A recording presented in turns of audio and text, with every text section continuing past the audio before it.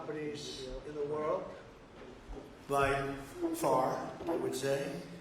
And we're doing tremendous things. Our country is doing very well. You saw the numbers that got released today, yesterday. Deficits cut way, way, way back at levels that nobody's ever seen before, setting records. And the numbers coming into our country are unprecedented, and we're doing really well. We had a situation 3 days ago with Venezuela, and we're getting along extremely well with the people of Venezuela, both the people and the people that are running Venezuela. I just want to thank our military. What they've done is incredible. That was considered unprecedented, to go into a military fort with thousands of soldiers and others, and to come in with 152 planes going every which way, and very rapid speeds, and helicopters, and to come out with no deaths and the loss of no equipment. It was pretty amazing. Nobody's seen anything like it. I was called by the leaders of numerous countries. I won't go into which ones, but the biggest and the strongest, and they said that was very impressive. They were all impressed. But today I'm delighted to welcome almost 24 of the biggest and most respected oil and gas executives in the world to the White House. It's an honor to be with them. We have many others that were not able to get in. I said if we had a ballroom, we'd have over 1,000 people. Everybody wanted. I never knew your industry was that big. I never knew you had that many people in your industry. But here we are. And if you, in fact, if you look, come to think of it, well, I got to look at this myself.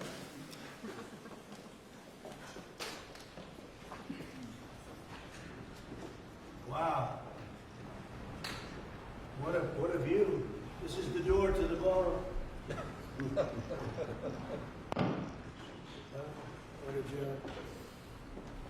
Unusual time to look, but I figure we might as well do it. If the fake news would like to go back and take a look, you can, but you'll see a very big foundation that's moving. We're ahead of schedule in the ballroom and under budget.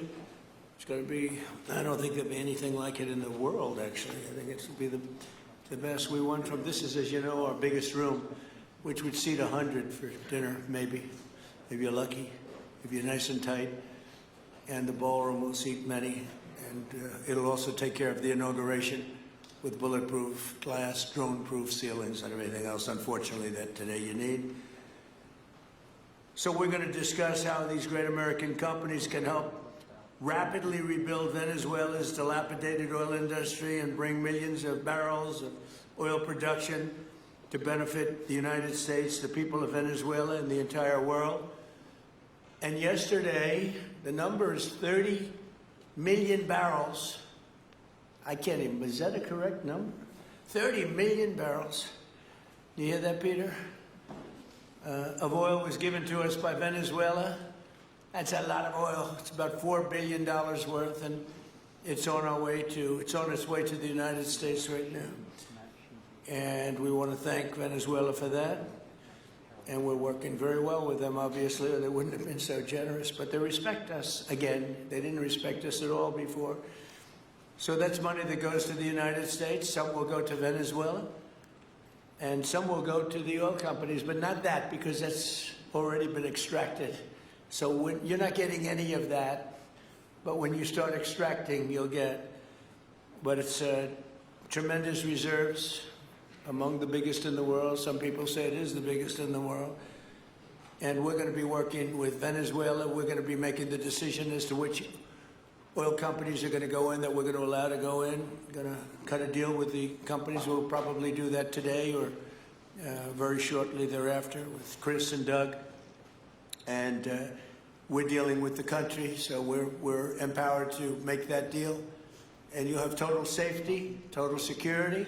One of the reasons you couldn't go in is you had no guarantees, you had no security, but now you have total security. It's a whole different Venezuela, and Venezuela is going to be very successful. And the people of the United States are going to be big beneficiaries, because we're going to be extracting, numbers of, in terms of oil, like few people have ever seen, actually. So You're dealing with us directly. You're not dealing with Venezuela at all. We don't want you to deal with Venezuela. Let me thank Vice President J.D. Vance, who's doing a fantastic job. Secretary of State Marco Rubio, likewise, a fantastic job. I have good people. I like them better than my first group. But we had a great, despite that, we had a great first term. We had some great people there too, by the way. But we had a great first term. We had the greatest economy in the history of our country in the first term, but this is blowing it away. And you haven't seen anything yet. Everyone's been shocked by the numbers, 5.4% GDP. And that's despite the fact that we were badly hurt by the Democrat shutdown, of which they'd like to see if they could shut it down again. Secretary of the Interior, Doug Burgum, was fantastic. Secretary of Energy, Chris Wright, recommended by Doug as being the greatest oil man anywhere in the world, because I wanted Doug for that job, energy, and Doug said, no, sir, there's a man named Chris Wright. I said, who the hell is Chris Wright? He said he's the most talented oil man anywhere in the world. I doubt you can get him, because typically oil men make a lot of money, and women. They make a lot of money, but Chris came. You took one of the greatest salary cuts probably in history, Chris. Right?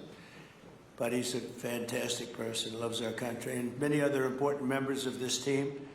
And I want to thank them for their efforts. As you know, last week the United States Armed Forces performed one of the most spectacular military operations in American history, apprehending the outlaw dictator Nicolas Maduro for his crimes against the United States, crimes for which he has now been indicted and is in federal court awaiting trial.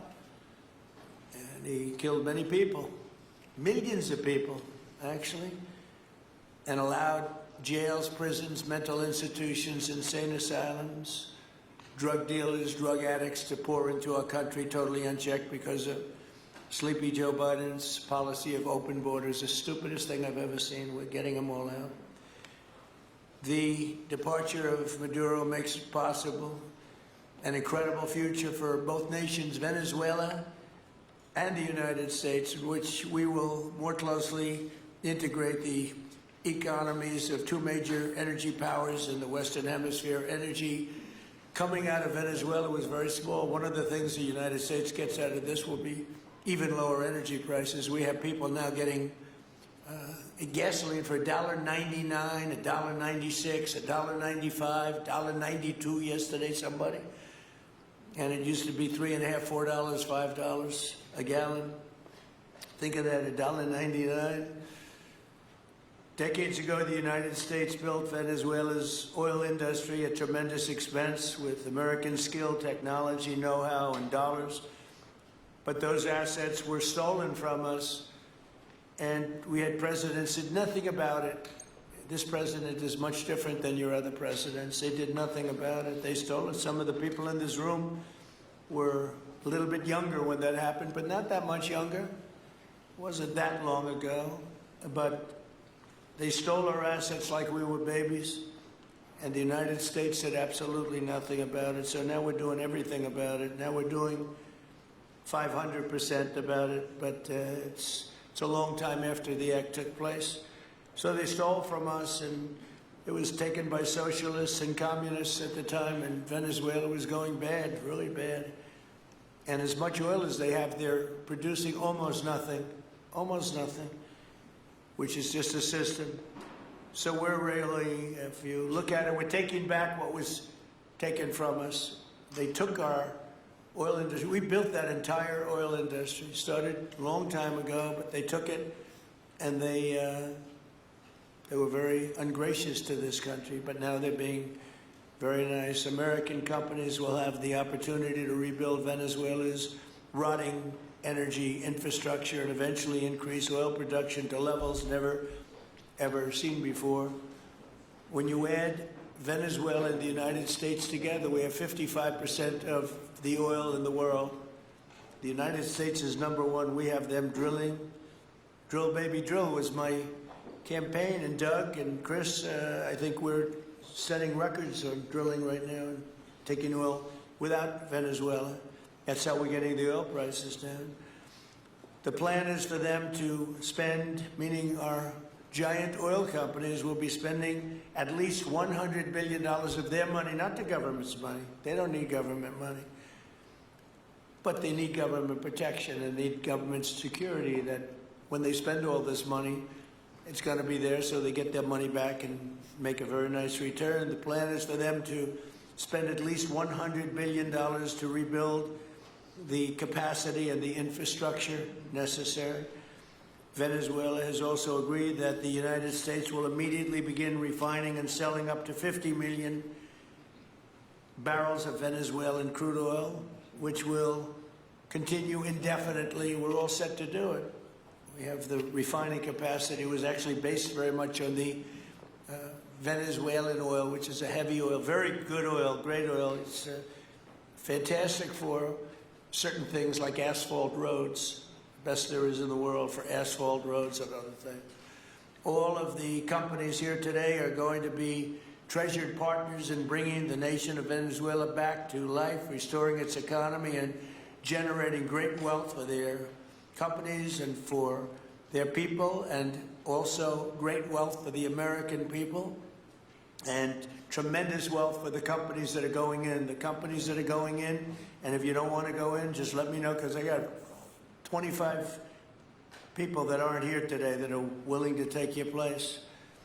So I just want to thank, these are people that I either know or I know of by reading lots of business magazines and journals and papers. And these are the greatest oil people anywhere in the world. Harold Hamm, I see, is here. Harold, you know, there's a story about Harold Hamm that he can look at a piece of land, put a straw into the land, and oil pours out. Is that true about you? Whereas some of you guys have to invest hundreds of millions of dollars to find that oil, so we can't let that story be true. But they say Harold puts a straw into the land, and oil comes gushing out. So you're not a big R&D person, are you, huh? He's called Instinct for Oil. Now, he's got other problems, but we won't talk about those problems. But he's been a great supporter of mine for a long time, haven't you, Harold? So congratulations. But we have, and I think Harold would agree, we have the greatest oil men and women anywhere in the world sitting in this room right now.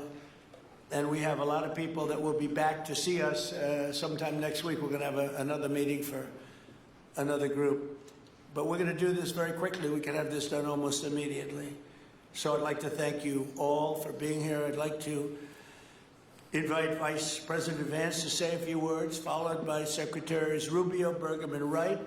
And then we'll have a few words from representatives that are here and to discuss their ideas, a couple of them.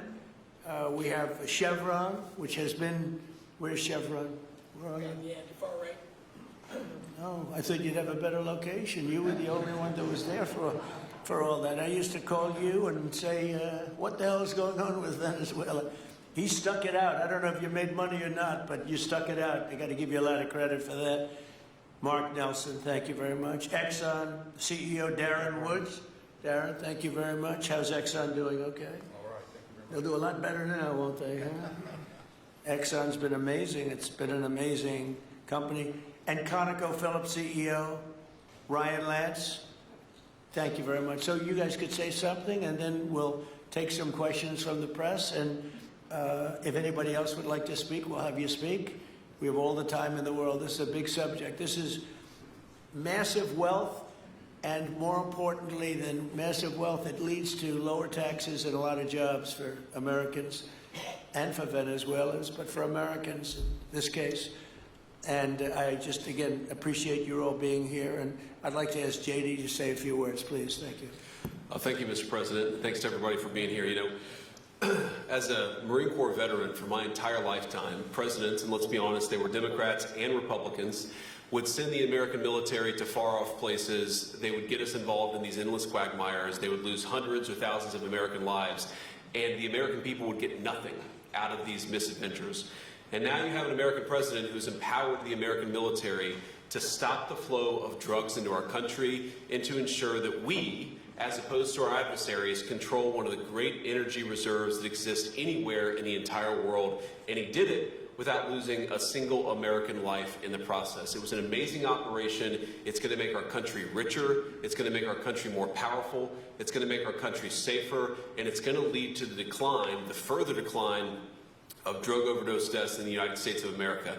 An amazing thing, and I'm happy to be here to talk about how we can make it an even bigger and better operation for the American people. Thank you, sir. Thank you very much. Marco? Thank you, Mr. President. And I think this is a reminder that everything this president does, everything President Trump does, is with the American people in mind. It was not in the national interest or national security of the United States and of our people to have, in our own hemisphere, a country not just with vast energy reserves, but controlled by an indicted narco-trafficker who flooded our country with illegal immigration, including drug gang members, openly cooperated with drug gangs, and by the way, stole the wealth of that country to fund a repressive regime and also benefit adversaries such as Iran. All of that is now changing. As part of this process, the first phase, of course, is the phase we're in now, which is the stabilization phase. We do not want to see destabilization in the country. We're working very cooperatively with the interim authorities there to provide a market for the sale of the wealth of Venezuela in such a way that benefits the people, both of the United States, but also the people of Venezuela. And as a reminder to everyone, the President announced this just 2 days ago. Every penny, everything they buy with the money that they're making from the oil now, Mr. President, will be bought from America. And that includes everything from equipment for the oil industry to food to medicine and everything in between. The second will be a phase of recovery, and then some of these phases will interlap, and that is to have a normal economy again where the money goes to the benefit of people, not the benefit of our adversaries or the benefit of elements in that country and around the world that are against our interests, at the same time as a process of reconciliation has to happen internally among the different sectors of society and politics and the like.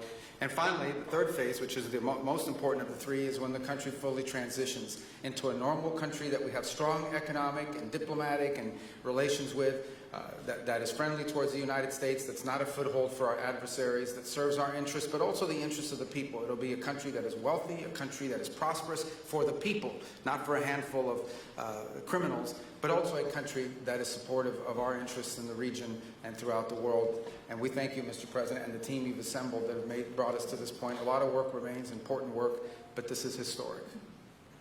Okay. Thank you very much. Doug? Well, Mr. President, I want to thank you for your leadership, not just as President, but as Commander-in-Chief. The boldness, the execution, the breathtakingly precise work that you've delivered both in Iran back in June and here has changed the field for the whole world. And you always ran about the idea of peace and prosperity. And in Venezuela, as you know, this was a playground for every bad actor in the world. We had Russians, or Iran, terror groups, all of them profiting from this criminal organization that was pretending to run the country. That makes America safer. You've secured the border, we're stopping the flow of drugs, and now with the normalization of relationships on an economic basis, it's going to mean tremendously for the prosperity of the American people. So I just want to say again, congratulations to you and to the entire leadership team. It's been an amazing, historic week on the scale of things that we haven't seen perhaps for 125 years in terms of the U.S. Exerting its influence over Latin America in a way that's going to make a change for generations. And on behalf of all the oil executives that are here today, Chris and I want to say thank you to all of you. It's your technology, your innovation that has put America in the place where today we are the most energy dominant country in the world. And that position is what's allowed us to take the action that we're taking with statecraft, with military action. None of that would happen if we were dependent on everybody else for energy. So you're a big part of the reason that we're able to move the way we are today, and we're grateful that you're here to be part of the solution going forward. Thank you, Doug, and you are doing a fantastic job, and we appreciate it. Everybody appreciates it. They know who's doing well. Chris Wright? Thank you, Mr. President. Yeah, what we've seen in the last week is leadership matters and credibility matters. Venezuelan oil has been sanctioned for many years, and the oil just flew, those sanctions were not enforced. That oil just floated out to trafficked by bad actors of the world. The resources weren't gone to a central place. The corruption and decline of Venezuela has been a crisis for the people of Venezuela, and as Secretary Rubio said, massive spillover effects in the United States. in crime, in drugs, in kidnappings, and in taking a huge resource base and making it not exploited, not developed. The whole world is a poorer, less opportunity-rich place because of that.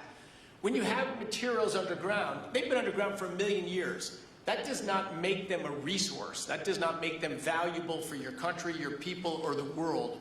They only become a resource with technology, with capital, with rule of law, and a system of governance that encourages the harvesting of those resources to make the better world. And we see here the dramatic contrast between the United States, which may have less oil underground than Venezuela. We have 20 times the production of Venezuela, 20 times the impact of human betterment, massively better quality of living here in the United States. That was at risk under the last administration. We've seen a lot of attacks on the energy that makes the world go round. President Trump's election has removed those risks, has embraced reality about how the world is energized, and we are at record production of oil in the United States, record production in natural gas in the United States. We've seen a meaningful decline in gasoline prices, diesel prices, travel prices because of jet fuel. And now President Trump is taking the genius of a different way to try to solve a 25-year festering problem in Venezuela, that all the traditional things have not worked, but ordering both a tremendous military operation to remove the heads of a criminal organization masquerading as a government, and then to use the power of our military, not to fire bullets, but to stop the flow of Venezuelan oil to the world, immediately gave us leverage over the interim authorities in Venezuela and has allowed us to be in this position today where the actions of this government can massively improve Venezuela for the better, and the bigger impact is to massively improve the quality of life, affordability, safety, and security of the United States. Very proud to be here. And we'll turn it over to Mark Nelson, who's the vice chairman of Chevron. Chevron has been in Venezuela for over 100 years, continuously. Mike Wirth, the CEO, had a knee replacement recently. He's not here. Mark is a tremendous leader in our industry, and I'll turn it over to him. Thank you, Secretary Wright. Again, I'll send Mike Wirth's regrets. He really wanted to be here, Mr. President. Great guy. On his behalf, I have 3 very quick thank yous and an assurance I'd like to provide to you all. The first thank you, Mr. President, is to you. It's thank you for convening this gathering. It's thank you for your leadership, and thank you for continuing to keep American energy domination in the forefront. So thank you for that. Thank you very much.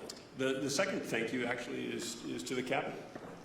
So Secretary Rubio, Secretary Berg, and Secretary Wright, your ability and commitment to continue to engage with the parties around the table to keep the world working is greatly appreciated. So thank you for that. And the final thank you actually would go to our Venezuelan employees of Chevron.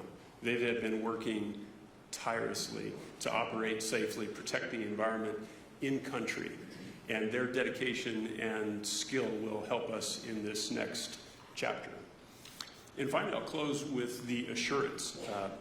For more than a century, Chevron has been a part of Venezuela's past.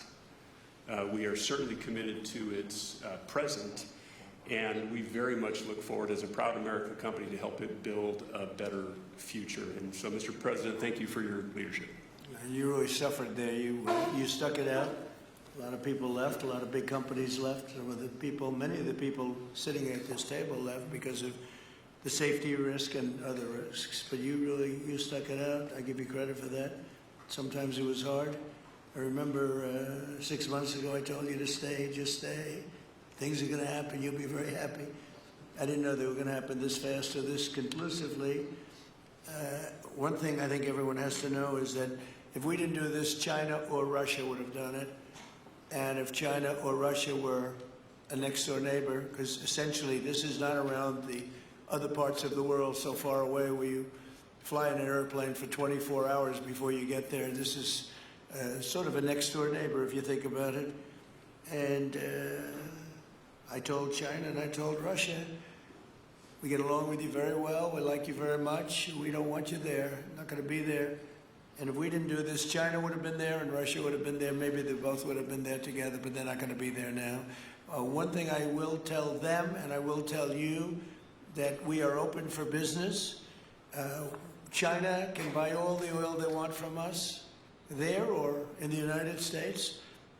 Russia can get all the oil they need from us, and they do like oil, even though they produce a lot of it. But China and Russia and everybody else is able to go, and we'll be open for business almost immediately. I have a feeling the $100 million will be spent $100 billion will be spent very, very rapidly by these very big, powerful, and rich companies, and I think they're going to be able to rebuild the infrastructure. And I hope it's going to be brand new as opposed to a rehab, because I know the tremendous difference between the new and the not so new in your industry. The new is much more beautiful, much better in every way, and actually much smaller. It's like everything else, gets smaller and stronger. It's a combination of smaller, better, and stronger. So I hope you're going to build all brand new stuff, rip out the old crap that's been there for so many years, and do it the right way. You're going to be there a long time if we make a deal. If we make a deal, you're going to be there a long time. If we don't make a deal, you won't be there at all. It's, sort of interesting. But again, China and Russia would have been there if we didn't do this. And the other thing, people ask about the second wave. I don't think it's going to be necessary. We have an armada, a giant armada like nobody's ever seen in that part of the world. And it's stationed off the coast. And we are getting along so well with the people that are involved in representing Venezuela that I don't think we're going to have any, I don't think it's going to be necessary to do the second wave. We were planning on a second wave, but the first wave was so powerful and so good and so strong. And frankly, the people in the country, they did the right thing. They were smart. They did the right thing. They didn't want to go through a second wave. But we've got a tremendous number of the most powerful ships in the world right there. I don't think we're going to have to use that. I'm happy to say that. I don't think we're going to have to use that at all. If I could ask Chevron, you did a great job. I want to thank you. And ExxonMobil, if you would say a few words, and then followed by Conoco, great companies, massive companies, great companies. Exxon, please. Sure. Thank you, Mr. President. I appreciate the invitation and the opportunity, frankly, for the entire industry to show up and provide a perspective. Frankly, we've been kind of unresponsive to the press regarding Venezuela. I guess today's the opportunity to address the press directly with respect to a number of questions that have been asked of ExxonMobil. First and foremost, obviously, is the interest that we have in Venezuela. And I think, the way I would position that, I think one of the reasons why we see many of the industry players here is we're in a depletion business for a product that is in great demand and will be in demand for many, many, many decades to come. And as a depletion business, the biggest challenge we have is finding resources. There's an opportunity in Venezuela with all the resources there. Is we don't have that challenge of finding. We have the challenge of developing those resources. So I think it's in the best interest of these companies and, frankly, society as a whole for the industry to be interested in understanding what the opportunity here represents. I'll just share a philosophy that ExxonMobil has when we enter countries, because we do business all around the world in a number of different regimes. We take a very long-term perspective. The investments that we make span decades and decades, so we do not go into any opportunity with a short-term mindset. And there's a value proposition that we have to meet. It has to be a win-win-win proposition. Obviously, it has to be a win for the company and our shareholders and to generate a return for the investments that we make. It has to be a win for the government. The resources are an important source of revenue that helps support the people of the places that we do business. And it has to be a win for the people. We have to be wanted there and to be a good neighbor. And those three things ensure a stable, long-term platform for the large investments that we make for the long term. With respect to Venezuela in particular, we have a very long history in Venezuela. In fact, we first got into Venezuela back in the 1940s. We've had our assets seized there twice. And so you can imagine to re-enter a third time would require some pretty significant changes from what we've historically seen here and what is currently the state. If we look at the legal and commercial constructs and frameworks in place today in Venezuela, today it's uninvestable. And so significant changes have to be made to those commercial frameworks, the legal system. There has to be durable investment protections, and there has to be a change to the hydrocarbon laws in the country. We're confident that with this administration and President Trump working hand in hand with the Venezuelan government, that those changes can be put in place. And with respect to the Venezuelan government, that perspective we don't have the view on. We haven't talked to the Venezuelan government, and obviously we have yet to assess the people's perspective with respect to ExxonMobil entering the country. In the short term, there are things that can be done while the longer-term issues are being worked. For us, we haven't been in the country for almost 20 years.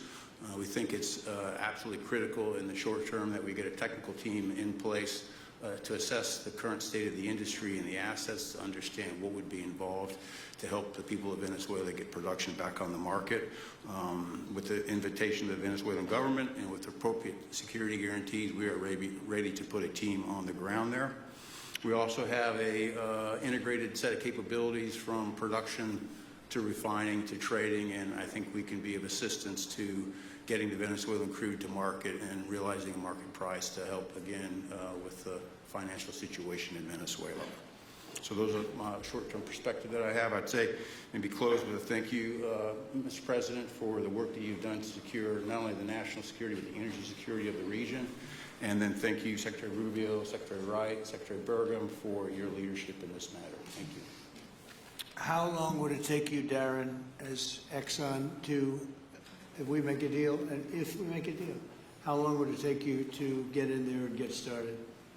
Well, the first step, this technical team, as I talked with Secretary Wright earlier this week, we started from the beginning to put the team together so that if and when it was needed, we could hit the ground almost immediately. So we can hit the ground within the next couple of weeks, start the assessment. And then from there, we need to understand. That's what we want. We want speed and quality. That's what we want. Thank you, Darren. And Conoco, Ryan? Thank you, Mr. President. Appreciate the opportunity to be here, too. And you've assembled a great team. And our congratulations as well for removing one of the terrible people in the world and bringing them to justice. It was quite amazing. I think you've given hope to the people of Venezuela again, which I think is quite remarkable. And we've been on the other end of that despot regime a long time. Our assets were expropriated. I had a little bit more hair when that happened. And, you know, I think we're the largest non-sovereign credit holder in Venezuela today. So we're in a bit of a different situation, but I think your big and bold idea to use energy commerce instead of conflict is something that could make a real big difference in Venezuela. And our company certainly stands ready to help in that endeavor.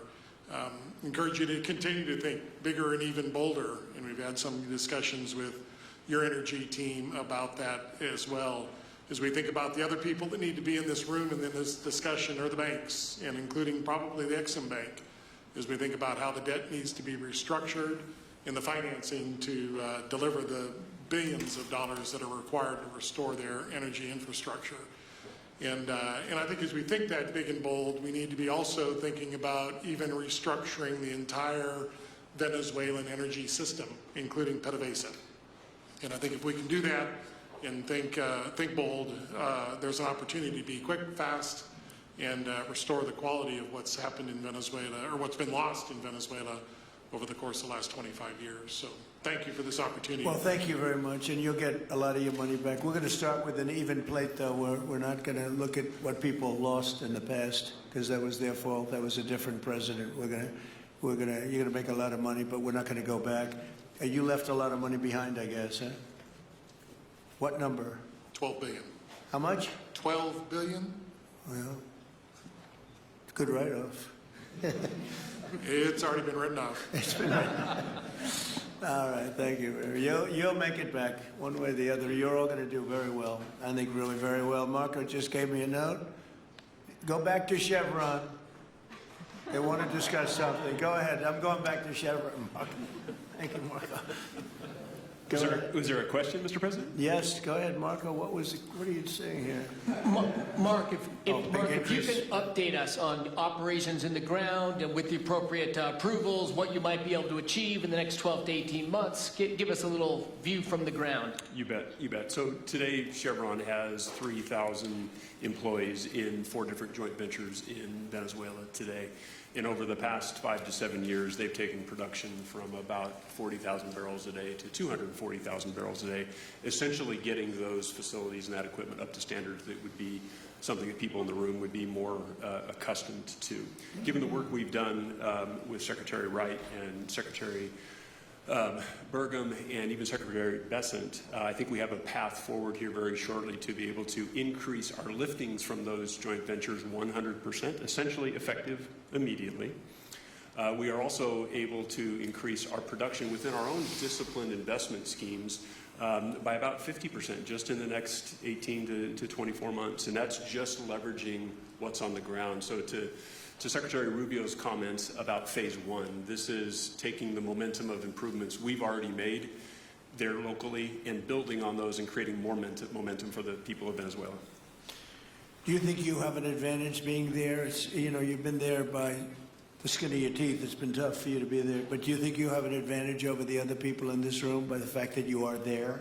Yeah, I think there are, Mr. President, I think there would be days where it didn't feel like an advantage, and there are days where it does feel like an advantage. But having people on the ground today that care desperately about the people of Venezuela and know how to operate the assets that are there is a definite advantage today. Would you say the best locations are available, or would you say the best locations are already sort of worked, even though they're in very bad shape?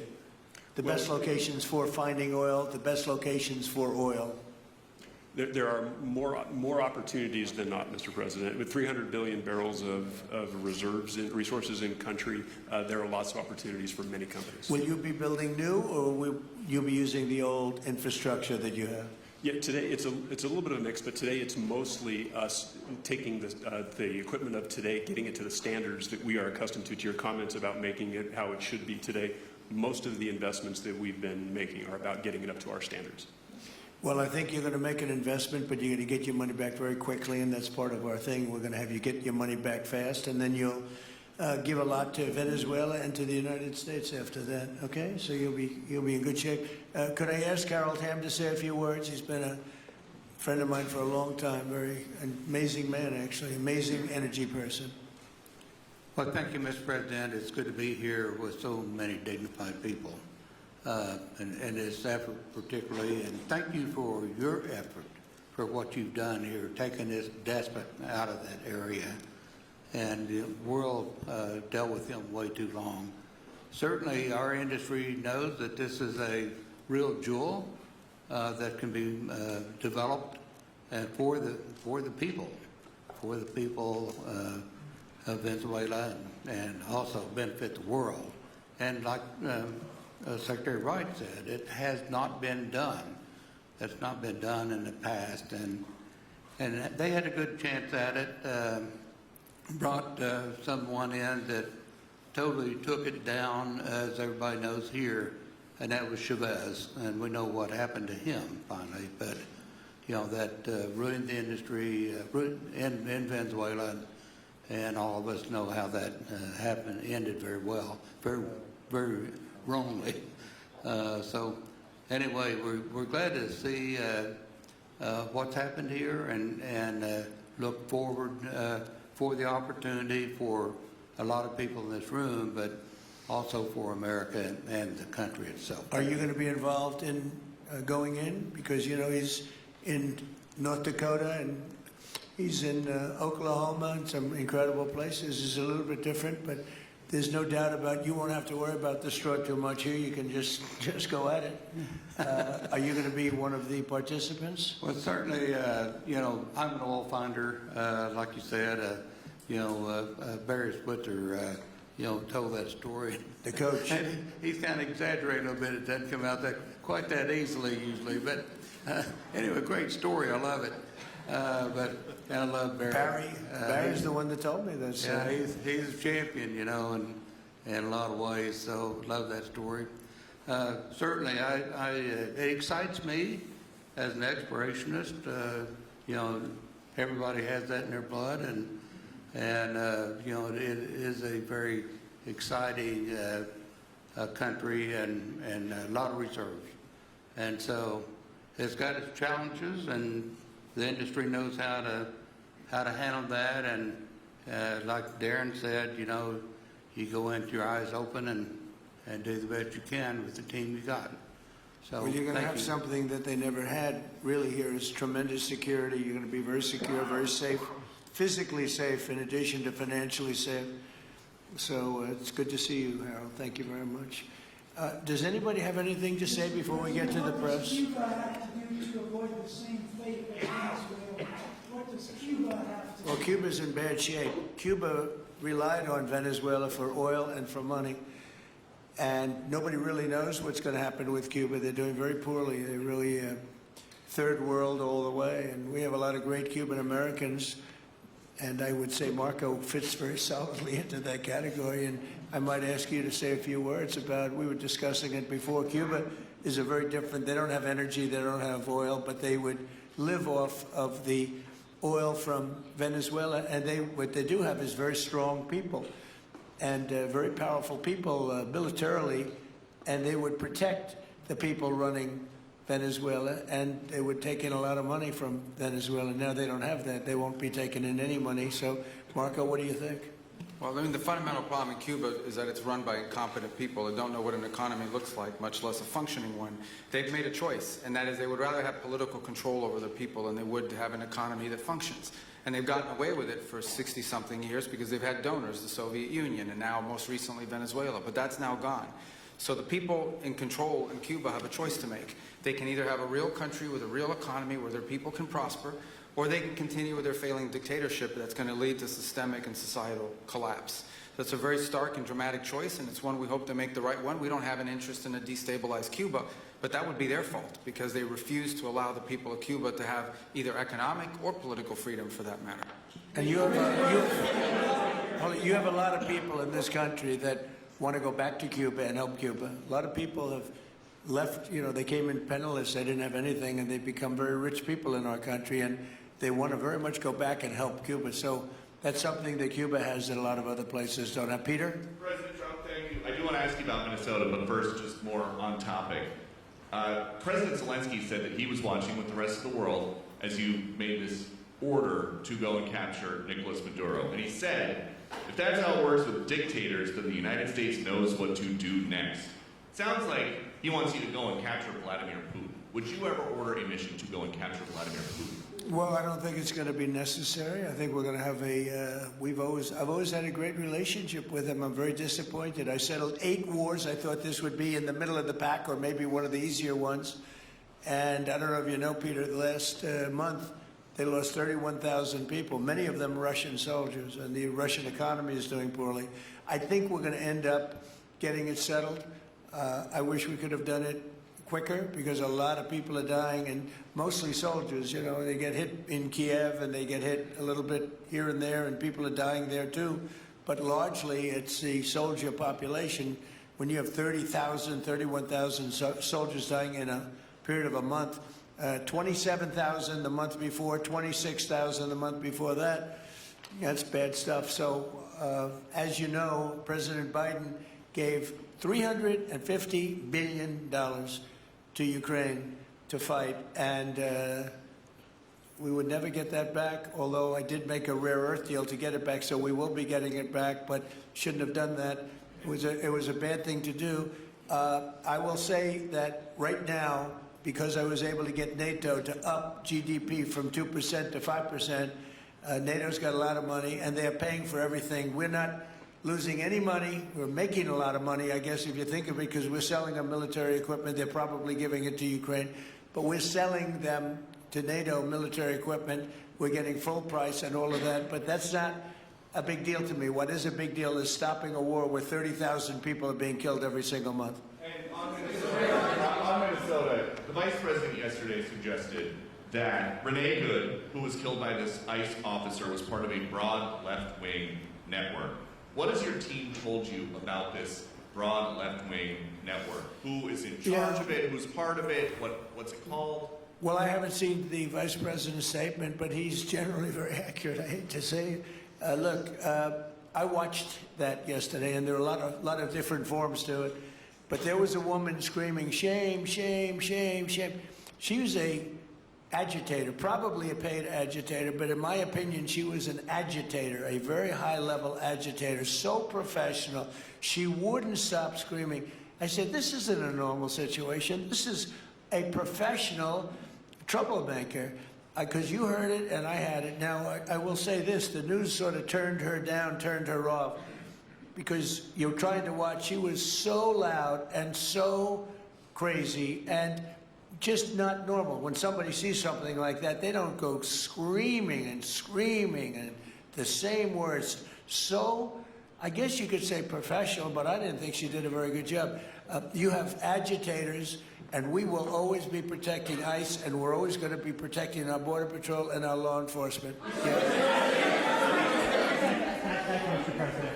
Mr. President, in your conversations with these oil executives today, did you provide any security guarantees so that they can do their work safely in Venezuela? Yeah. And separately, Mr. President, they will have those guarantees, yes. And separately, Mr. President, I'm curious in terms of the future of Venezuela. Do you see Venezuela, now led by Delcy Rodriguez, as an ally of the U.S.? Is that the way that you view that country right now? They seem to be an ally, and I think it'll continue to be an ally, and we don't want to have Russia there. We don't want to have China there.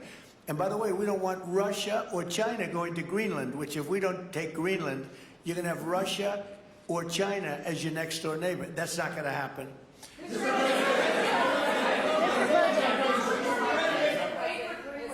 The white... Mr. President, thank you. You just said that these companies would have security guarantees if they go in on the ground in Venezuela. They will have. And what is your plan there actually for these companies and those Americans who are going to be on the ground working for these companies? Well, there are going to be Americans. I assume they're going to be using a lot of Americans, but they're going to be using a lot of people from Venezuela and other places, I would imagine. But I would think that mostly they'll be using Venezuelan workers. They have a lot of great workers.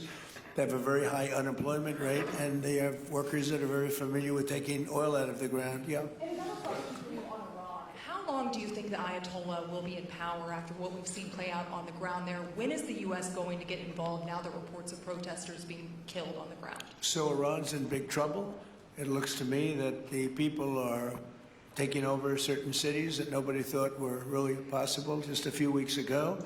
We're watching the situation very carefully. I've made the statement very strongly that if they start killing people like they have in the past, we will get involved. We'll be hitting them very hard where it hurts. And that doesn't mean boots on the ground, but it means hitting them very, very hard where it hurts. So we don't want that to happen. There have been cases like this where President Obama totally backed down. But this is something pretty incredible that's happening in Iran. It's an amazing thing to watch. They've done a bad job. They've treated their people very badly, and now they're being paid back. So let's see what happens. We're watching it. We're watching it very closely. Go ahead, please. Yes, go ahead. Thank you so much, Mr. President. Do you have any comments in reaction to the recent attacks by the Syrian government alignment groups against US-backed Kurdish forces in Aleppo, Syria, which killed dozens of civilians and displacing many families? Does your administration bring peace between the Kurds and the Syrian government? I want to see peace, yes, I do. The Kurds and the Syrian government, we get along with both, as you know, very well. They have been natural enemies over the years, but we get along both, and we want to see Syria succeed. And so far, I think they are succeeding, but this is just breaking out, and we want to see that stopped. Go ahead,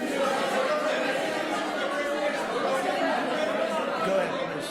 You're meeting with the President of Colombia, Gustavo Petro, in a few weeks. Do you hope this meeting with Gustavo Petro marks a new chapter, a new beginning in the benefit of the U.S. and Colombia relations? What country? Colombia, with the President of Colombia, Gustavo Petro. I had a very good talk with him yesterday, and he's been very hostile to us and to the nation and to me, called me a dictator, and lots of other things. Called Biden some terrible names, far worse than he called me. But he called yesterday through people, and he wants to meet, and that's fine with me. I've made up with people also, you know. So we're going to have a meeting with him. We had a very good conversation. The people of Colombia are incredible people. Marco would know that better than anybody because he's married to a woman from Colombia. And I don't mean Columbia University. That would be, I'm not sure. I think I like Columbia, the country, better. If you want to know the truth, the people are, hold it. The people are great people. I look forward to meeting with them. Going to meet in the very near future. Would you meet the interim president of Venezuela here in the White House? Would you greet her to discuss the fate of the oil? Yeah, well, I'm going to meet a lot of people, and we're going to meet, we meet a lot of people. When you end 8 wars, you get to know a lot of people, and I think it's very important. As an example, we have over $18 trillion, think of it, $18 trillion coming into our country. A lot of that's coming in from foreign countries like Saudi Arabia and Qatar and UAE and others. And I get to meet a lot of people, but I will be meeting with various representatives of Venezuela, probably pretty soon. We haven't set that up. But the relationship that we have with the people that are currently running Venezuela is very good. We also have a young lady that received the Nobel Peace Prize. She's going to come in and pay her regards to our country, really, to me, but I'm a representative of the country, nothing else. And she's coming in sometime next week, I think Tuesday or Wednesday, and we'll see how that is. But no, we're dealing with the people from Venezuela. We're dealing with them very well. I think they've been very smart in the way they've dealt with us, frankly, because that whole place could have been obliterated with one more strike, and we didn't want to do that. Thank you so much. I have a question for you on Minneapolis, but on Venezuela and your meeting with Machado next week. If she gives you her Nobel Peace Prize, will that change your view about her running that country? Well, I have to speak to her. I mean, I'm going to have to speak to her. She might be involved in some aspect of it. I will have to speak to her. I think it's very nice that she wants to come in, and that's what I understand the reason is, because Norway is very embarrassed by what took place. I mean, they're getting decimated. Look, whether people like Trump or don't like Trump, I settled 8 wars, big ones, some going on for 36 years, 32 years, 31 years, 28 years, 25 years, some just getting ready to start, like India and Pakistan, where already 8 jets were shot out of the air, and I got it done in rapid order without nuclear weapons. I can't think of anybody in history that should get the Nobel Prize more than me, and I don't want to be bragging, but nobody else settled wars. Obama got the Nobel Prize. He had no idea why. He still has no idea. He walks around and he says, I got the Nobel Prize. Why did he get a Nobel Prize? He got it almost immediately upon attaining office, and he didn't do anything, and he was a bad president.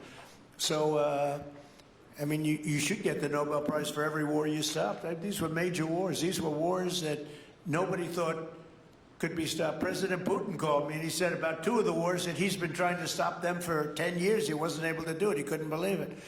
So in theory, you should get the Nobel Prize for every war you stopped. Every one of them was major. But I don't care about that. What I care about is saving lives. I've saved tens of millions of lives. You know, the Prime Minister of Pakistan came here and he made a very public statement.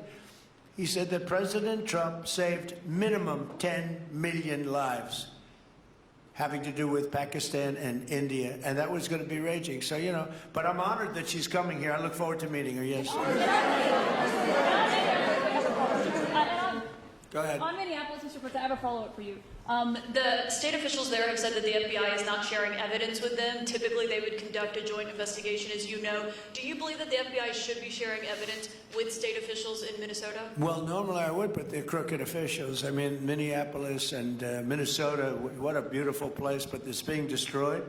It's got an incompetent governor, fool. I mean, he's a stupid person.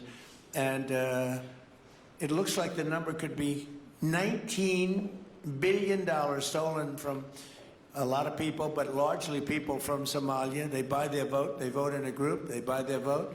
They sell more Mercedes-Benzes in that area than almost... Can you imagine? You come over with no money, and then shortly thereafter you're driving a Mercedes-Benz. The whole thing is ridiculous. So they're very corrupt people. It's a very corrupt state. I feel that I won Minnesota. I think I won it all 3 times. Nobody's won it since Richard Nixon won it many, many years ago. I won it all 3 times, in my opinion. And it's a corrupt state, a corrupt voting state. And the Republicans ought to get smart and demand on voter ID. They ought to demand maybe same-day voting and all of the other things that you have to have a safe election. But I won Minnesota 3 times and I didn't get credit for it. I did so well in that state every time. The people were crying every time after. That's a crooked state. California is a crooked state. Many crooked states.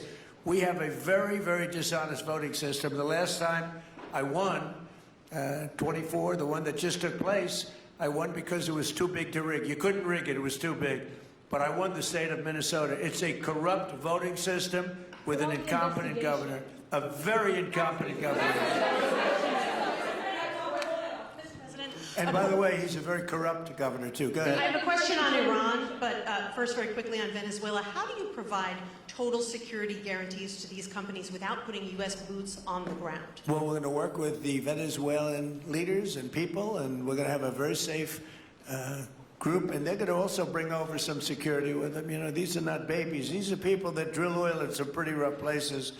I could say a couple of those places make Venezuela look like a picnic. These people around the table, these are tough people. They go into areas that you wouldn't want to go. They go into areas that if they invited me, I'd say, no thanks, I'll see you back in Palm Beach. No, this is a tough group of people. They know how to do it. But we are, in addition to that, we'll have very good security for them. We're going to make sure there's very, very good security. And I think the people of Venezuela are going to give you very good security. You know, the people, now I'm not talking even leadership, the people of Venezuela are going wild over this. They named a street after President Trump. What do? You attack a country and they name a street? That's never happened before. Although I heard that's also taking place in Iran. They named a street, the protesters. I just hope, you know, just God bless them. I just hope the protesters in Iran are going to be safe, because that's a very dangerous place right now. And again, I tell the Iranian leaders, you better not start shooting, because we'll start shooting too. With your glasses, sir, go ahead, please.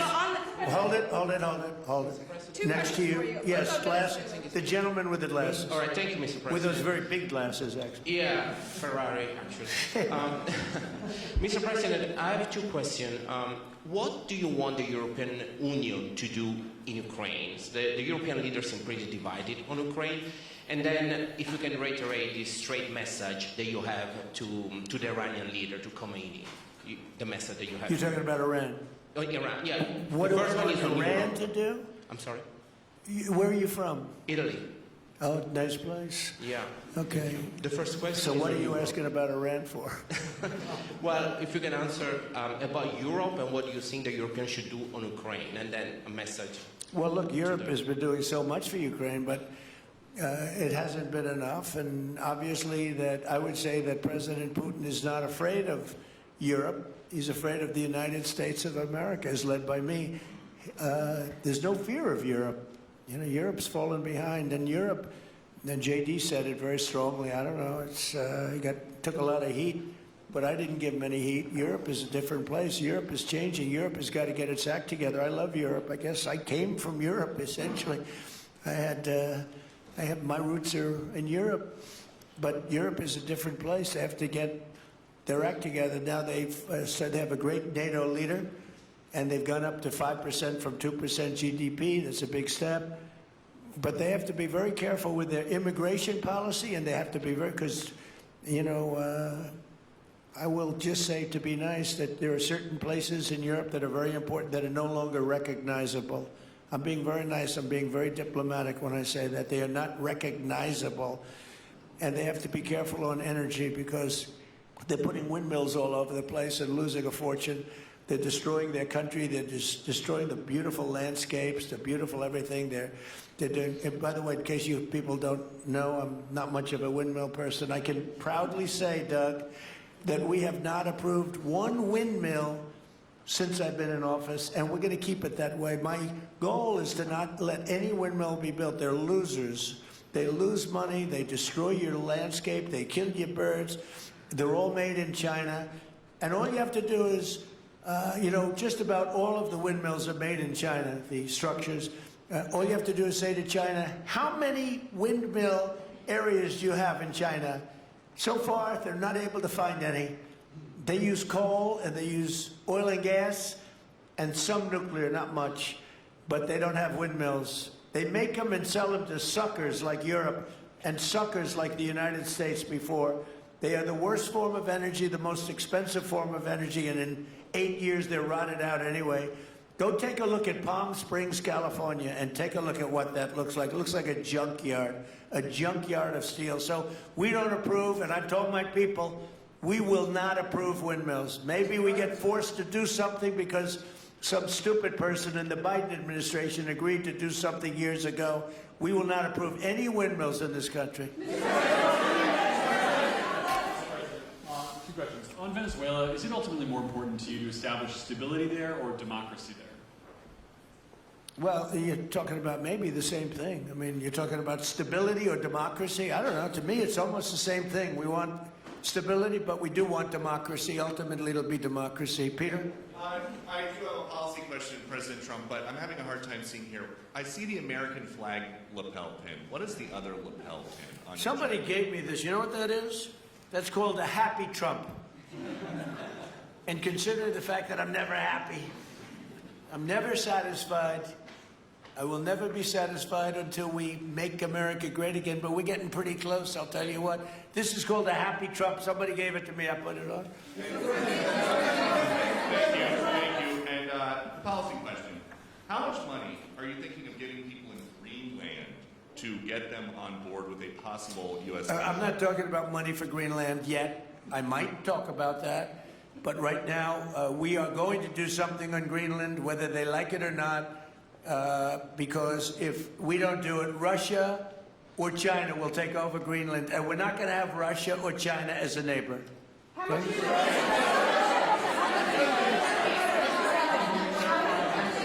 I would like to make a deal, you know, the easy way, but if we don't do it the easy way, we're going to do it the hard way.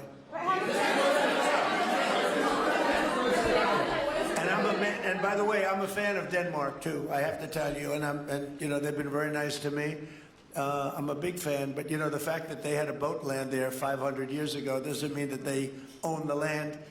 I'm sure we had lots of boats go there also, but we need that because if you take a look outside of Greenland right now, there are Russian destroyers, there are Chinese destroyers and bigger. There are Russian submarines all over the place. We're not going to have Russia or China occupy Greenland, and that's what they're going to do if we don't. So we're going to be doing something with Greenland, either the nice way or the more difficult way. Please, go ahead, ma'am. On Greenland, Mr. President, why is it so important to you to own it when you have a military presence there, which you could expand to affect security? Because when we own it, we defend it. You don't defend leases the same way. You have to own it. And, you know, with a nation, look at what happened with Obama, with that horrible deal they made with Iran. It was a short-term deal. It was like a 9-year deal. Countries can't make 9-year deals or even 100-year deals. Countries have to have ownership. And you defend ownership, you don't defend leases. And we'll have to defend Greenland. If we don't do it, China or Russia will. It's not going to happen. We are not going to have, and I like China, I like Russia, I love the people of China, I love the people of Russia. I get along very well with President Putin, but I'm very disappointed in him.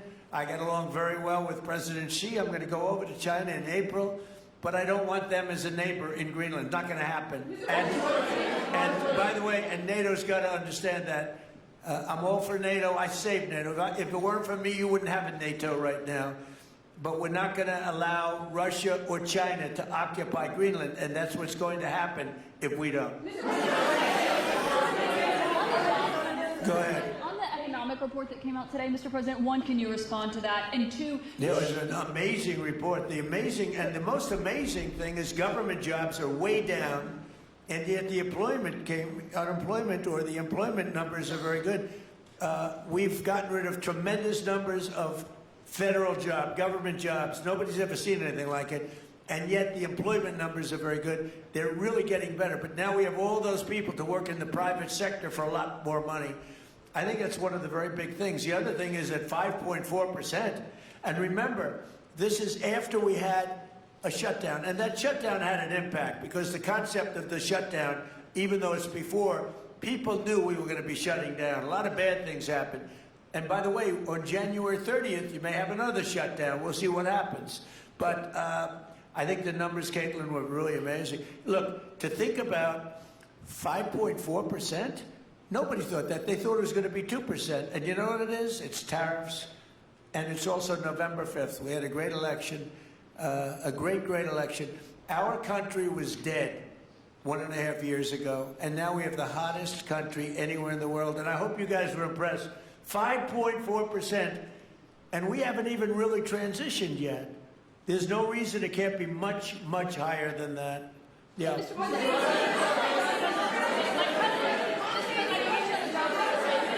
off, can you respond to the manufacturing? Let's give CNN a chance. You know, they've been fighting so hard to get back into the mainstream. Mr. President, you posted some numbers actually on Truth Social last night. People saying you posted the job data early when you're not supposed to obviously share it till the next morning. Did you do that on purpose? No, I don't know. If they posted them, I said post them whenever you get a chance. I don't know. They gave me some numbers.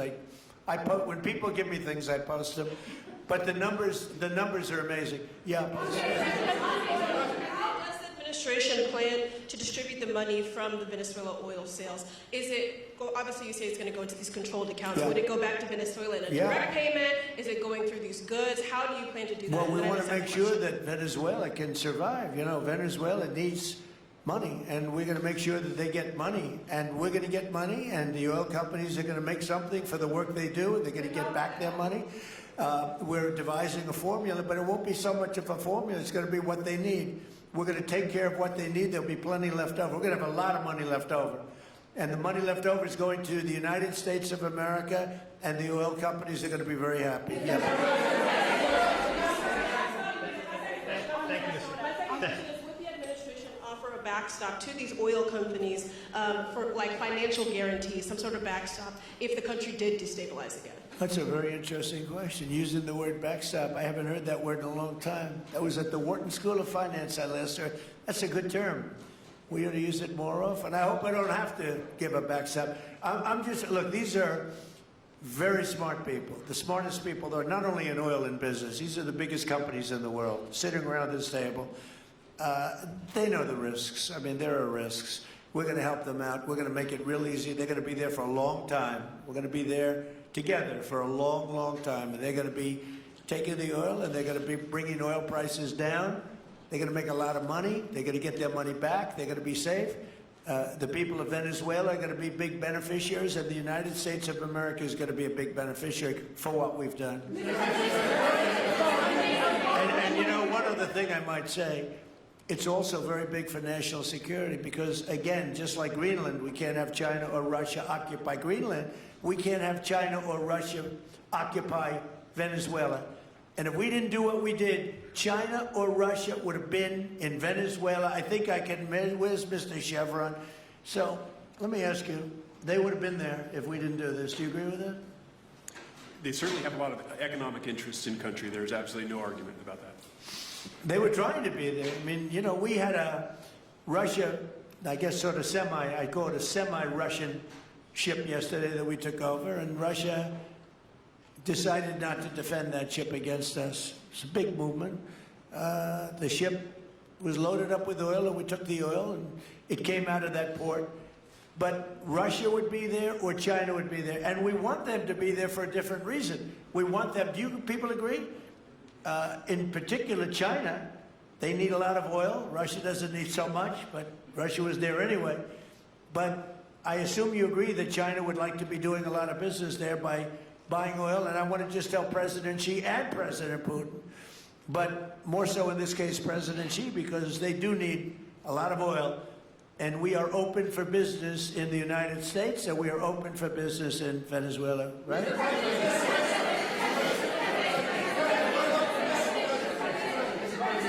Go ahead, sure.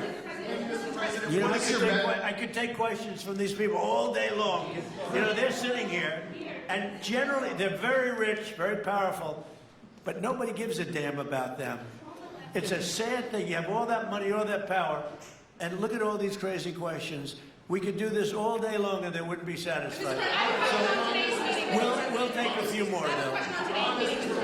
Let me ask you more importantly, do you have any questions from the biggest... Hold it. Do you have any questions for the biggest people on earth, the biggest business people, the biggest companies anywhere on earth? Do you have any questions for these people? No, do you have a question for them? Yes, but have Go you ahead, heard go from ahead, ask any of them. the companies in the room that they are committed to rebuilding the oil infrastructure in Venezuela? And for the executives in the room, what do you need from the administration in order to invest? That's a good question. Do you want to go and answer that question? Yeah. Exxon. Small company. I'll refer you back to the statements I made before. There are a number of legal and commercial frameworks that would have to be established to even understand what kind of returns that we'd get on the investments. So I think all the investments and the opportunity sets, I think everyone sitting around this table would have the opportunity and the know-how and the capability to make the investments. The questions will ultimately be how durable are the protections from a financial standpoint, what do the returns look like, what are the commercial arrangements, the legal frameworks, all those things have to be put in place in order to make a decision to understand what your return would be over the next several decades that these $1 billion investments would be made on. You know, can I do this? Because we have, again, the biggest people on the planet Earth around this table, biggest companies in the world. I'd like to just ask them to introduce themselves. We'll start from this end and go around to here. And if you have anything to quickly say, we can do that. But you want to just start right over here? These two guys, we'll leave them out because they're with us. Please. Thank you, President Trump. John Addison at Vitol. We're here to ensure that you are going to be able to move all of this oil all around the world at the best price possible so that the influence that you have over the Venezuelans will ensure that you get what you want. Thank you. Thank you. Good point. Thank you, Mr. President. Ryan Sheffield of Formentera. My grandfather, Hugh Sheffield, was president of ARCO, Venezuela. Right. Thank you for what you did. Do you like what we're doing? There's a lot of shale there, a lot of upside. He would be very happy looking down. He'd be very proud of you right now, right? Yes, sir. Good. Thank you. Mr. President, Luis Rodriguez. I'm probably the only Venezuelan American sitting on around this table. I want to personally thank you for the courage of your actions over the last couple of weeks. I think I speak, and I speak of Venezuela in general in saying there's optimism. You've brought optimism to the table, and if the conditions are met, the opportunity is absolutely immense. I agree with that. That's true. Thank you. Well said, too. It's immense. This is a tremendous opportunity. Thank you. Richard Holton from Trafigura. We're working with your administration, Mr. President, to bring that Venezuelan oil to the United States. Our first vessel should load in the next week. Good job. Thank you. I think the reason that most of us are here and thinking about the future is because we trust you initially to set this program up that will work and guarantee that this can be done. And there's a huge investment that needs to be done. We've all agreed on that. And certainly we need time to see that through. So thank you for what you've done. Thank you very much. Thank you. Mr. President, I'm Lane Riggs, CEO of Valero Energy, and we're one of those companies that refineries in the U.S. are uniquely configured to run Venezuelan oil, and we're more than happy as this opportunity expands for us to further invest in our refineries to produce more of it. And you're very much set up for the heavy oil, right? Yes, sir. That's great. That's great. We're ready for it. Thank you, Mr. President. Thank you, Mr. President. Thank you for having us here. Thank you. And thank you for opening the door to a better Venezuela. We are a Spanish company, but we are fully committed to invest here in the States. We have invested over the last 15 years $21 billion in the American oil and gas industry, in Pennsylvania, in the Gulf of America, in Texas, and in Alaska, with the discovery of Pikka, that is going to have the first oil this quarter, and is going to change, it's going to reverse the declining history of that great state of Alaska. We are in Venezuela, Mr. President, with our partners of Eni we produce the gas that guarantees the stability of a half of the grid power in Venezuela. So we are committed with this stability, and on top of that, we are on the ground, we have people, we have facilities, we have technical capabilities, and I take your point, Mr. President. We are ready to invest more in Venezuela. Today, we are producing 45,000 barrels a day gross of oil, and we are ready to multiply by 3 this figure in coming 2-3 years, investing hard in the country, following your recommendation, if you allow us, of course, and in the framework, commercial and legal framework that could allow this growth. So thank you, Mr. President. Thank you. Great job you've done. Thank you. Mr. President, thank you for having me. Matt Sheehy, I'm with Tallgrass Energy. We are an infrastructure business, so whether it's oil, gas, CO2, we move that around. So most of my customers are sitting around the table and happy to lend our expertise to what's going on in Venezuela to support the people. And obviously infrastructure is going to be critical to see it repaired. Thank you. Thank you. Mr. President, thank you. An honor to be here. Marianne Mannon, Marathon Petroleum. We are one of the largest U.S. refiners. On behalf of the men and women of Marathon Petroleum and of our industry, thank you and the administration for what you're doing for U.S. energy independence. We have the ability and the capability of our assets to process Venezuelan crude, and the people of Marathon Petroleum stand ready to do so. Do we need more refineries in our country? In the U.S., probably not. We have sufficient capacity. That's amazing. A lot of it was approved during my first term. We were getting you approvals that nobody could have gotten in Louisiana and other places, and they got built. Before that, it was a disaster. We didn't have the refineries. Now we do because of the first term. Please. Darren Woods, ExxonMobil. Okay, we'll go over here. Thank you, Mr. President. Jeff Hildebrand, founder and chairman of Hilcorp Energy, one of the largest private energy companies in America. Who's bigger, you or Harold? We're close. Huh? We're close. Harold. Absolutely, Mr. Hand. But thank you for your great, tremendous leadership in protecting the interests of the Western Hemisphere. The message that you have sent to China and our enemies to stay out of our backyard is absolutely fantastic. So thank you. Thank you very much. And finally, Hilcorp is fully committed and ready to go to rebuilding the infrastructure in Venezuela. You'll go there? You'll be going? Yes. Good. That's good. You'll be very happy. Thank you very much. Thank you, Mr. President. Jeff Miller, CEO of Halliburton Company. We are the largest American oilfield services company. We're the second largest in the world. Been in business over 100 years. Started operations in Venezuela in 1938. Long time in Venezuela. I personally lived there for 4 years and raised my kids there. So quite familiar with Venezuela, and just couldn't express gratitude more so for the opportunity to return to Venezuela under the stability that I know that this team and your team are able to deliver. So when did you leave? Huh? When did you leave Venezuela? As a company, we left under the sanctions in 2019. So we had intended to stay, and then when the sanctions went into place, we were required to leave. But very much interested in returning. And 600 Venezuelans with Halliburton today, all around the world. Look forward to putting them back to work. Great job. Great job. You'll be back. Please. Mr. President, I'm Alex Bamberg. My company, Aspect Energy, is one of the leading American international wildcatters. We've found significant fields in central. Are you a wildcatter? I'm a wildcatter. That's pretty cool, I'll tell you. I would have been a wildcatter too if I was in. And you've been successfully wildcatting. We've found significant fields in Central and South America, in the Middle East, and in Europe. We're a leading oil producer in Hungary. But probably the most pertinent example is what a wildcatter does is take on risk and try to reduce it. And then other people come in and put more capital in later, so we're kind of kickstarters in the oil industry. We went into Kurdistan very early on, back when people told us it wasn't safe and we shouldn't do it. We found a big field there, and it ultimately has got to be developed along with one of my colleagues here to be one of the big leading fields in Kurdistan. We think that Venezuela has a tremendous amount of opportunity.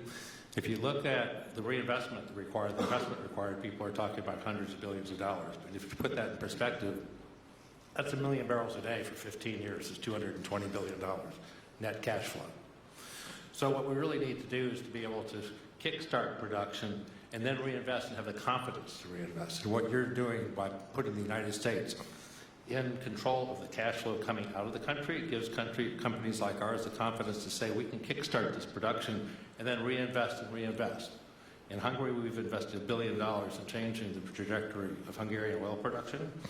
We were only able to do that not because we could write $1 billion check, we're a smaller company, but because we reinvest all the cash flow back into new production. Good. Mark Nelson with Chevron. Sure.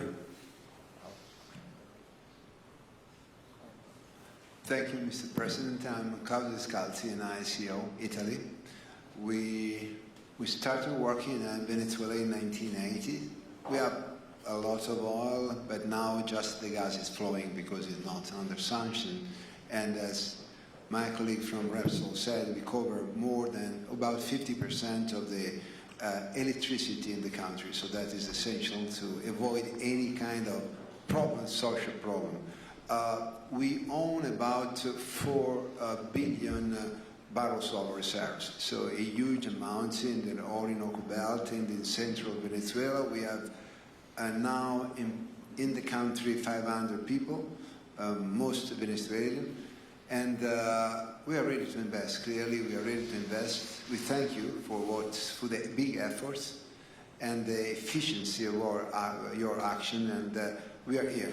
And we are here to work together with the U.S. We are also a big investor in the U.S. So we thank you again, and we are there. And we are also ready to join with American companies in our assets to develop and go faster with good investors and good know-how from the U.S. company.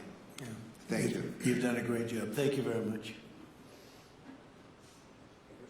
Mr. President, Ross Perot, good to see you again. I'm chairman of Hillwood and HKN Energy. Been in the energy business 45 years, and we have been working with your team quite a bit. We have been in Kurdistan now for 19 years, along with Alex, and built a very good business. But now with your team, we're looking in Syria, we're now in Libya, and so we are very excited to look at Venezuela with you and your group, and look forward to continuing to build this great industry. Thank you very much. Thank you. Mr. President, thank you for having us here today. Wael Salwan from Shell. Of course, we have a huge presence here in the U.S., in the Gulf, as well as in Pennsylvania with the petrochemical facility, which I think we had the opportunity to host you at, as well as being one of the largest LNG off-takers of American LNG. We have been in Venezuela for a very long time. We actually drilled in 1914 the first well that discovered oil in Venezuela, and on the back of which the entire energy industry was established in Venezuela. When we left in the 1970s because of nationalization, we had 1 million barrels per day of production. But we have kept boots on the ground in Venezuela all this time, and we now have a few $1 billion worth of opportunities to invest in, subject to OFAC approval. So we are ready to go and looking forward to the investments in support of the Venezuelan people. That's great. Thank you very much. Thank you, Mr. President. Ben Marshall, the America's CEO for Vitol. Alongside Trafigura, we're very thankful to have worked with the government and Venezuelans to be able to bring the crude oil to market at a market price as quickly as we can to help stabilize the country. Thank you. Thank you. Ryan Lance, ConocoPhillips. I'll defer to my colleagues. Thank you, Mr. President. Olivier Lepoche, CEO of SLB, or formerly known as Schlumberger, the largest global oilfield services. We have been in Venezuela since 1930, and we still operate. We operate today on the ground with in support of Chevron. We have ability to scale. We have 1,100 Venezuelans in the company, 2,000 additional that are calling us to go back to country and to go back to work. We're able to mobilize in the last 18 months 2 rigs and deliver 50 wells with success. So we're here. We have knowledge of the subsurface like nobody else has. We have boots on the ground, capacity on the ground, $700 million of equipment value on the ground in Venezuela, ready to mobilize for all of our partners, customers. So we are ready to scale fast, and we really want to thank the administration, Secretary Wright, Secretary Bergen, for the effort they are supporting and giving us to be successful on behalf of the Venezuelan oil and gas industry. Thank you very much. Thank you very much. Well, check this out. They say the very best are last. and I don't have that sexy accent like this guy next to me here. Mr. President, my name's Bill Armstrong of Armstrong Oil and Gas. I'm a private independent guy, and in real estate, you were a wildcatter. So wear that motto proudly. But like you, I was my own guy. I don't have shareholders. I don't have private equity partners, but I've been drilling all over the place. In fact, I had the largest discovery in Alaska, biggest discovery in 50 years in our country. I now control 8 million acres adjacent to Venezuela, so I'm already heavily invested in the area. We share a 150-mile border with Venezuela in the countries of Aruba and Curacao, and we are ready to go to Venezuela. It is, in real estate terms, it is prime real estate, and it's kind of like West Palm about 50 years ago. Yeah. Very right. Yep, I agree with you. Thank you. Congratulations.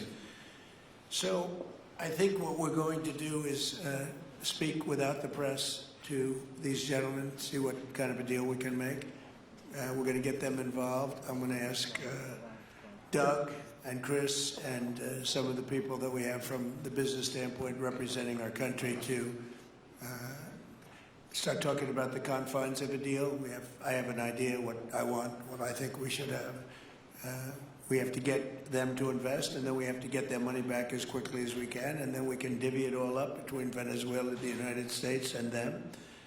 I think it's simple. I think the formula is simple. We start with a brand new plate, and it's going to be a tremendous success. I think it's going to be probably like few other things could ever be. You know, there's so much. Venezuela's been really taken advantage of by a lot of people. They drill very little. I mean, as much as you hear they drill very, very little, very small percentage. But now that'll change, and it'll change very rapidly because these are the biggest people, and it'll change very rapidly. So if you don't mind, I'll ask the press to leave, and we will see what kind of a deal we're going to make with these geniuses, and I think you're going to come out very good. Thank you all very much. Thank you. Thank you. Thank you, everybody. Thank you. Thank you. You can take that. We'll come back for the cables.